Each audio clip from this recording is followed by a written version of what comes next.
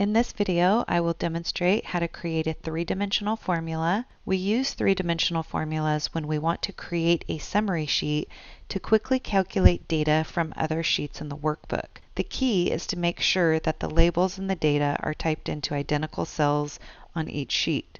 In this workbook, you'll notice that I have a 2017, 2018, and 2019 sheet, and then I've created this summary sheet right here that I want to perform my calculations. But first I want to show you that the information from A5 to F9 on each sheet is basically the same. The only thing that's different is the data entered for each state and each quarter. So I'm going to go to the summary sheet and I'm going to begin my three-dimensional formula right here. So I'm going to type in equal sum, left parenthesis. I'm going to group my sheets together. I'm going to click on the first sheet, press and hold the shift key down, and then I'm going to click on the 2019 sheet, which allows me to group my sheets together. At this point, I'm going to go ahead and click on cell B7, and then I press enter. The result is the sum from B7 on 2017, 2018, and 2019 worksheets. If you look up here in the formula bar, you'll see it says equal sum. This is referencing the 2017 sheet. You can see that it picks up the sheet name. You see a colon here, which stands for through. That means that any sheets between the 2017 sheet and the 2019 sheet would be included in this formula. And this exclamation mark basically shows you that you're creating a 3D reference to cell B7 in these other worksheets. If I wanted to change this formula to be an average, I would be able to click up here and type in average.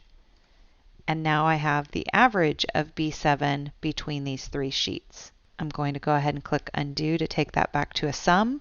I'm going to autofill down, and then I will autofill across, and you'll notice that each cell picked up the relative 3D reference as I copied across. Now, one of the cool things about creating a three-dimensional formula is that the formula is dynamic at this point. So I would be able to insert a sheet in between here if I wanted to, and that sheet would automatically be part of the calculations. So for example, I'm going to go ahead and select the 2019 sheet and copy it, and I'm going to place it between the 2018 sheet. I'm going to click create a copy. And so here you see it here. I'm going to go ahead and type in 2016, and I'll change this to be 2016. And of course, I would update this data to be 2016's data. So I'm going to just go ahead and type in 1000 here. And you'll notice when I come back to this reference, this area updates. So right now I'm at 10,550. If I go back to this sheet and I change it to be 2000, you'll notice now I'm at 11,550.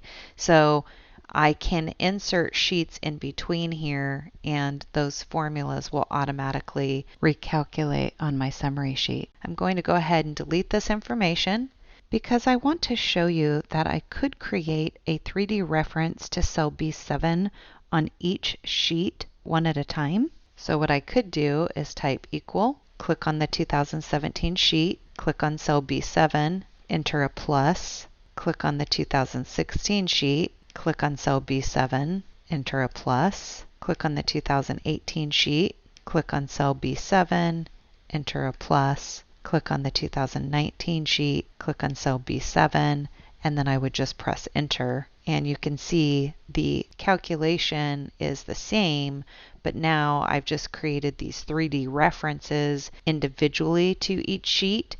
This still allows me to autofill down, and it picks up the relative reference, and it allows me to autofill over, and it will pick up the relative reference. As you can see here, E7, E7, E7, all the way across for each sheet.